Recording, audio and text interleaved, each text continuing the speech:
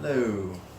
Well, today our topic's going to be how we met, and the choice was between this topic or showing a little bit of San Francisco, and everyone wanted to see this, so here we go.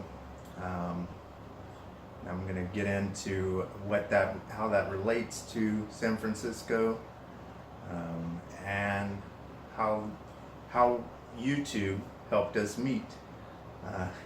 It's just a little bit of we'll get into that as the video goes along, but yeah, everyone wanted to hear this, so I was going to do a video where I combine the two. I was going to do a talking in my day trip to San Francisco, but it was way too noisy, so that'll be a separate thing. Plus it's kind of didn't want to do that out in public. Talking to yourself seems crazy, but so how we met. Well, first off, I'll go roll back a little bit. I want to just give a little background for those who don't know me as far as personally, and this is going to be my side of the story. Later on, I'm sure we've talked about, maybe we'll do a video of us together, and maybe we'll share some more on her side and things like that, but I'll just let her do that. That way she can share what she wants to, what she's comfortable with. But basically, many of y'all do know me. Some of you don't. Some of you only casually know me.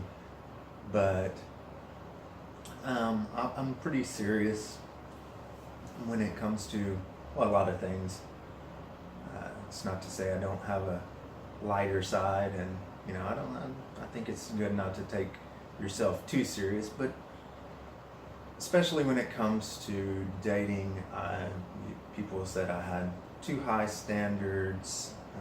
You just got, it's a numbers game, but that's not what I believed, and not what I still believe. I didn't want to date just because I was bored. To me, the reason for dating, if you're going to date, is if you're considering marriage. That's my opinion. Otherwise, just have friends. I had friends, but most of those were family, so yeah, it was non-romantic. But yeah, I did, and I've told Lina, we shared quite a bit of our entire life history, but there's still things we need to learn. But really, I only went on one actual date. It was sort of a blind date. Hi, Joel. So if you're watching this, so he set me up. One of my cousins. He's like, I did see the girl a picture before we went, but didn't know anything about her. So yeah, that was about that. But and we visited at his house because she was staying with him and I was working with him. So that, yeah, my relationship history was pretty much, you could say Lina is my first and only and last. So and I'm not ashamed of that. I'm not sad about that. I'm glad, really, because it saves a lot of, there's always going to be, we all have histories, we have things that we're not proud of, but as far as relationship wise, there's not a lot of emotional baggage for either of us, because we're pretty much in the same boat. So yeah, that's kind of where I was, and I went through various phases of being lonely, discontent, and content, and various things. But I just never really, well, it was never really the right timing. And so that's basically, you know, I felt like I wasn't ready, so I didn't get involved. But I'm glad looking back that I didn't. There were definitely some girls that I was attracted to, some that were attracted to me. I'm sure, so some of them. It always seemed like it didn't work out as far as, and like I said, I didn't date, but those who I was attracted to, they knew, and there's some who are still good friends. We've drawn away because, I don't think it's necessarily good to have someone who you were attracted to remain like that. But yeah, so that's kind of my history. Later, maybe we'll get into more detail on that, because there's quite a story there, and it's not just it's a good story. Yeah, so maybe that's a future video, but for now we'll go back to how we met. So last year, early part of last year, I was working in San Francisco, and just a lot of things were going on in my life. A lot of growth, spiritual growth. It was a good time. And this was before I met Lina. And I'm sharing this because I think that was the key for us meeting. Is I needed to be where I, emotionally, spiritually, everything. God had a lot of work that He needed to do, and it's been a process. Really, I'm 36. I was 35 when we met. 35 years of, first however many years of me kind of doing my own thing, in the last, 8 or so years of really coming back to God, and really Him working on some things that I'm still a work in progress. I'm not telling you I'm perfect, and far from it. There's a lot of things that need to change in my life, but I just needed to be at a place that I was okay being, just okay being.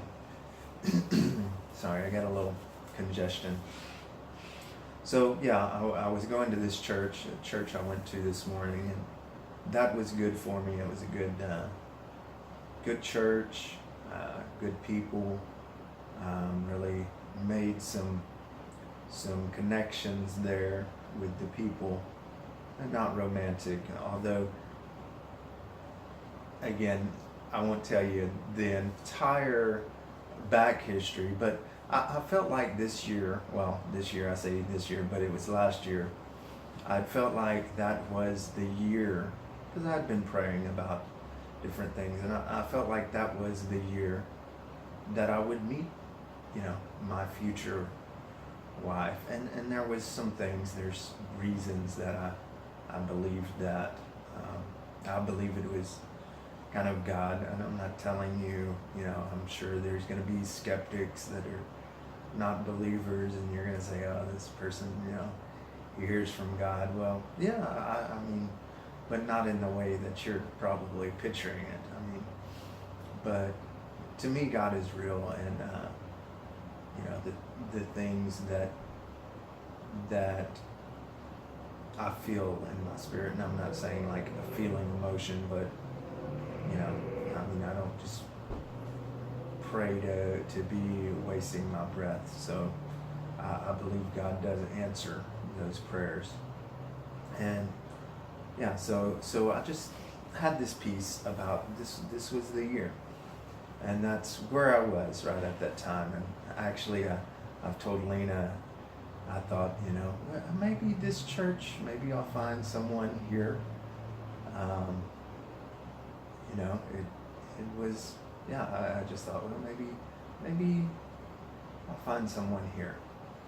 And that's not why I went to the church. I try to go to a church, but it's just something that, for me, I need to do, even when I'm away. Keeps me dedicated, keeps me in the right mindset. And I think it's biblical, as far as if you're a Christian, to continue to go and have fellowship with believers. Even as I'm a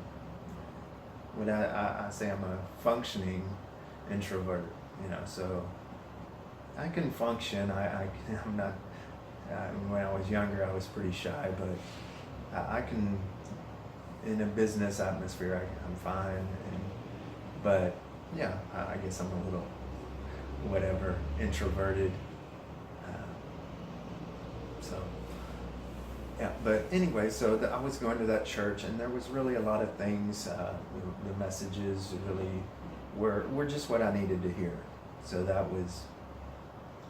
that's how San Francisco and the church there ties into how we met. It wasn't that I didn't meet her there, but it was laying some foundation for our relationship. So on to the next. How does YouTube get involved? Well, if you've ever watched YouTube videos, and since you're watching this one, you probably have, you'll know when you start watching one video then leads to another video, because you get these recommendations. So yeah, I watch a lot of YouTube videos, probably too much, but yeah, I don't watch TV. Instead, I watch YouTube. A wide variety. Lately, it's been a lot more about the Philippines, just kind of studying up, and excuse me, that's the pizza. But yeah, so I was watching different videos. A lot of watched a guy named Jordan Peterson. And I'm not saying that I agree with everything he says, but he has some interesting philosophies. I've always been kind of interested in philosophy, and yeah, to me the best philosophy is the Bible, and philosophy is just, how are you going to live your life? What do you believe? What is the meaning of life? And like I said in my other video, I think the why matters. And so I'm watching those videos. I got into watching some others, Owen Benjamin, some comedians, different. It's kind of, again, I don't agree with everything he says, but yeah, and actually the Owen Benjamin thing was, the reason it stands out is he answered a letter from this young girl. I don't remember the entire situation, but it had to do with some abuse, and it was a very difficult letter. I don't think he totally shared the whole thing, but he shared the context and what he responded with. And it's something I've heard before, but it really, under that context, rang a bell with me. And and I'm not a victim of abuse, but we all have things in our lives that hurt, or things that we wish we could change, things that we wish hadn't happened, things like that. But his response to her, I thought, was really good. He said, we live in a broken world, and that hurting people hurt people, and the best we can do is just try to heal our, not healing ourselves, but let ourselves be healed. I forget how he put it, but basically, if we hold on to that hurt, we will hurt others. And, you know, we just gotta try not to break the world any more than it is. GPS signal lost. GPS signal lost. I didn't know when my GPS was on. Hopefully that won't happen too much more. But yeah, that was, so that really, it was something I needed to hear too. And that was another way of me releasing some of my past, that I needed to let go of certain things so I could move on. And so that's one step that YouTube played a part in my emotional growth, and you know, and I'm not praising YouTube. You know, it's just it is neat that there's a platform for people to connect with others and share things like that. But the other thing that led me to meeting Lina was actually somehow in my feed, in my recommended list, I got a recommendation for this video, and it's you know, an American guy, probably about my age, and Filipina woman, again, probably, you know, my age, Lena's age, 30s, 20s, 30s, mid-20s, something like that. But theirs was, they met, they wound up marrying. The channel is, and I'm not, yeah, I enjoyed some of their videos. I don't totally agree with, you know, I'm not the same, and we're all different. So that's the thing. I think people generalize Americans, people generalize Filipinas.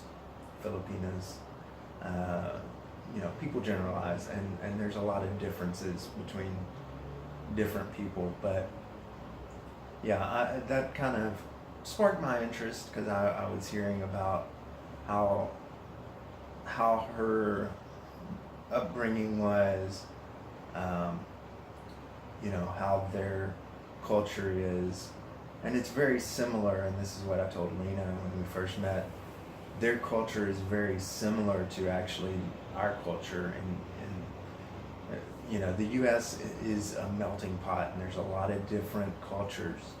But back home in Texas, very conservative, very family oriented, respecting your elders, things like that. Those are very, you know, very important.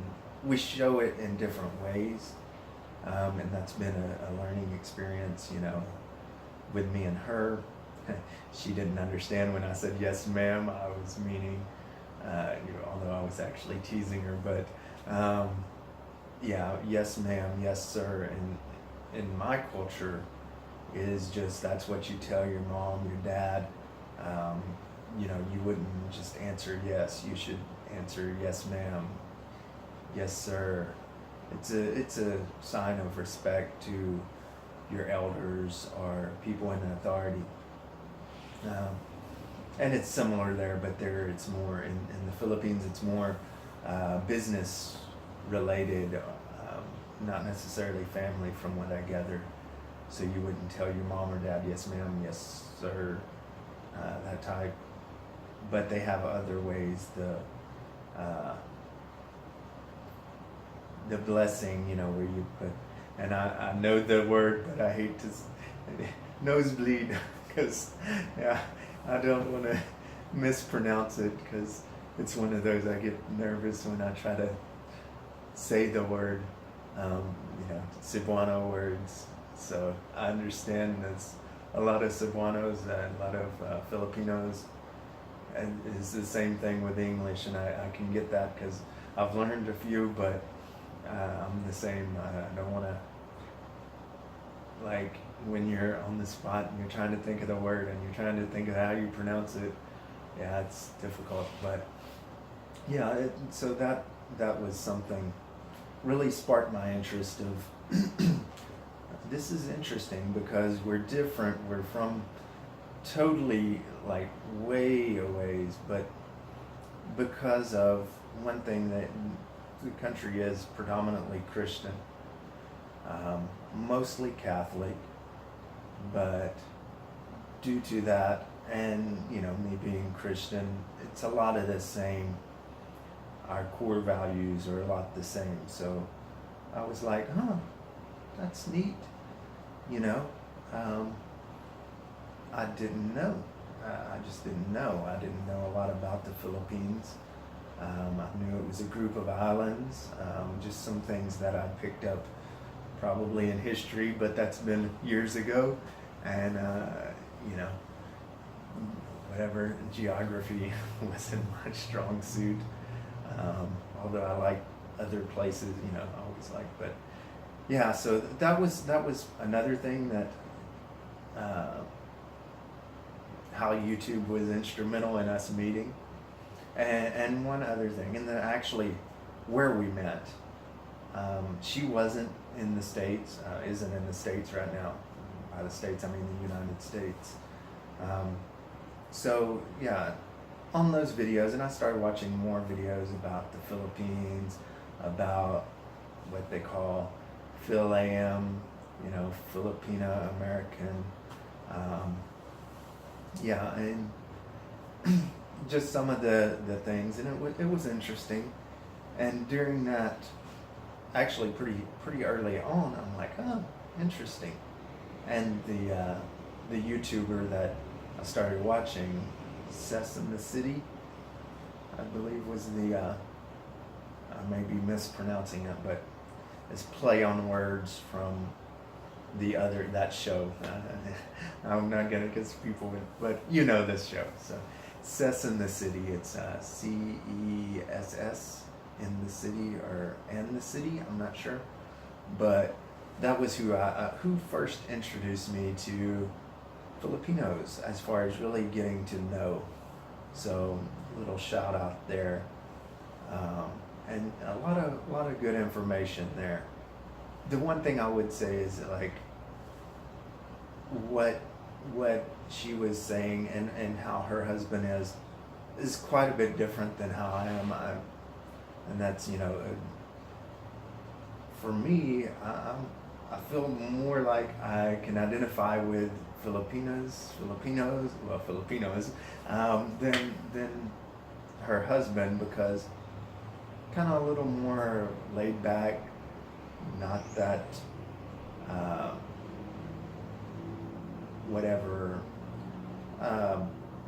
loud personality, kind of a little more just that's just my personality, and so it fits with the Filipino culture.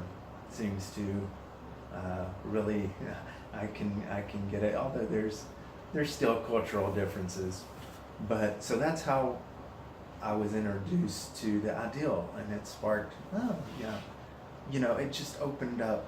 I'm like, well, I'm long distance. Any relationship I have is going to be long distance.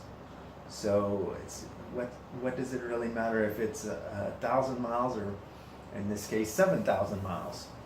Well, it does matter, and we'll get into that later. But yeah, that was my thought going in, and it's totally been worth it. But yeah, there is a difference between 1,000 miles and 7,000 miles. One thing, that's a long plane ride. So in their video, in the description area, they had a link to, it's not actually the site that they used to meet. They just were on a dating site. I don't remember what it was, but it was, but the site that they had linked was Christian Filipina,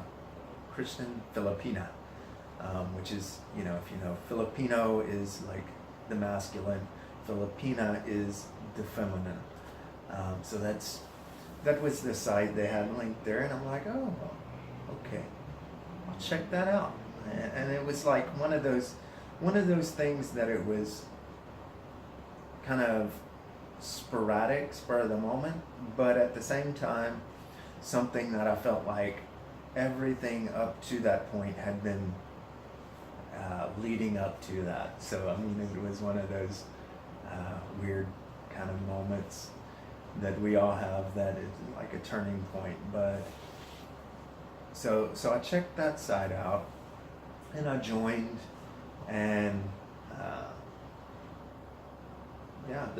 joined, and it was like you have to. I didn't know this at the time. You can like have some interaction, but you can't read, or you can read the other people's profiles and things like that, but you can't send messages unless you upgrade to the paid membership. But yeah, and so that's where we met. We met online. It's not the typical or whatever romantic story, but there's a lot, and I'm not gonna go into all of it. There's a whole longer video about actually that I would like to do, and I'd really like to do it with me and her, about just the unique ways of how we knew that this relationship was right for us. I definitely, there was some doubts in my mind. Online dating, is this the typical thing? Is this safe? Is this smart? There was a lot of things like that, but there was a lot of reasons on why we were able to get through those fears and doubts, and I attribute that. Again, you don't have to agree, but I attribute that to, it was just the right timing, God's timing, and there was a lot of even though it may have seemed like a spur of the moment decision, there actually was a lot of thought that went into the type of person I wanted to marry, and she is the type of person. She is the person. So and on her side too, a lot of prayer, a lot of thought, a lot of different things, that not just from her, from her family, and mine too, about prayer and guidance of who you want to be your forever. And so that is how we met, where we met, all of that. And like I said, there's more. There's so much more to this story. Some of you have already heard, those that I got the chance to talk to personally back home. Some of you know portions of it, but maybe I'll do, if you're interested in more, not just where we met, how we met, but more the story of our journeys, my journey in particular. And like I said, she has a great story too, because she shared a lot of it with me, and it's just so similar to mine, but yet from her own unique perspective. So I'd love for her to share that with you. And if you want to hear mine, if you want to hear hers, just let us know. And I don't know, there's some things that's just probably too personal to put on the internet, but I'll be as honest and open as I can with you. And if you're in a similar situation, I just want to encourage you just to, I'm 36, she's now 30. It's worth the wait. It's worth waiting for the right person. I know it's tempting to just want to hop into